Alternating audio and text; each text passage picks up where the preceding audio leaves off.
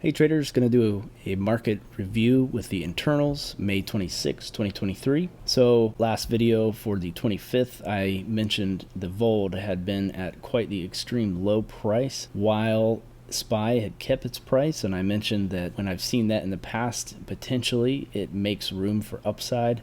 And boy, did we see some upside today.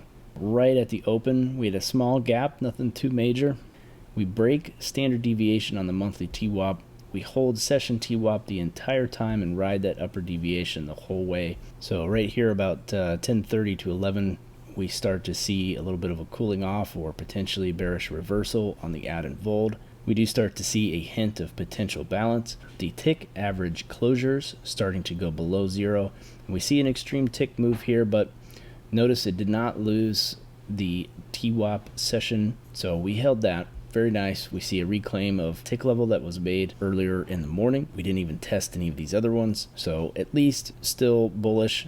Maybe not decent entry unless you were still trying a bullish entry down here for a reversal setup, and the rest of the time is basically buying. We do see one other retest of potentially TWAP tick level, but yeah, there was really no end to the buying today. Take a look at the Qs.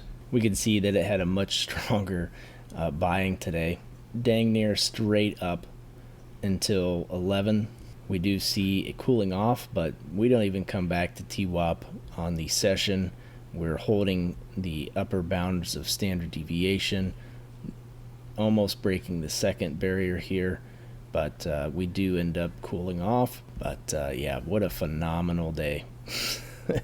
IWM, I think, actually had a very different day. IWM, the Russell 2000, it's definitely a different story. It was here recently more on the upside and actually appearing quite strong compared to the other indices, but here as of late, for whatever reason, it's been a lot choppier.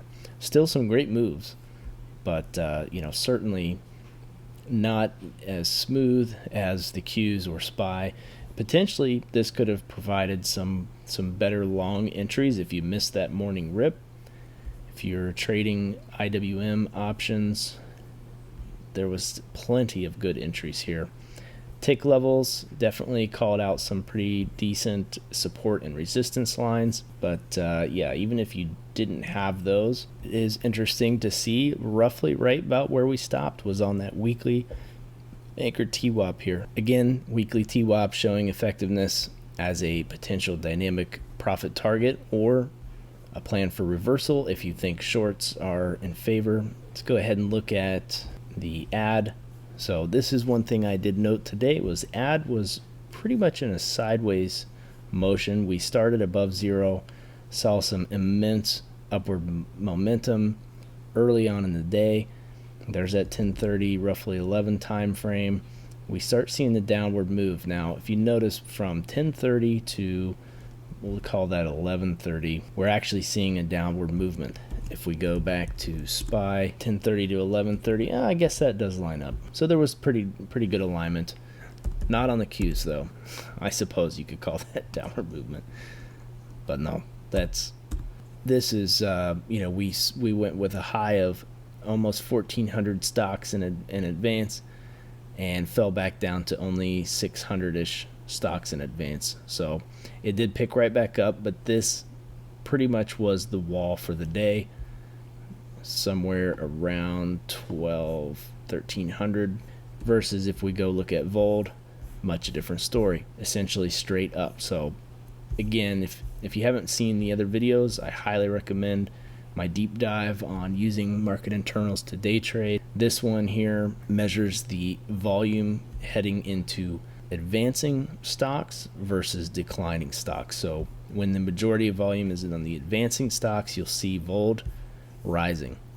So here today we see that most of the volume, right, all in advancing stocks, versus the AD is showing that there's about, you know, 30-40% of the stocks that aren't feeling it today. Meanwhile, we've just got a ripper on the Qs, and the SPY is not too far behind. As far as the next week. We've got Monday is a holiday, but Tuesday we're going to be coming in.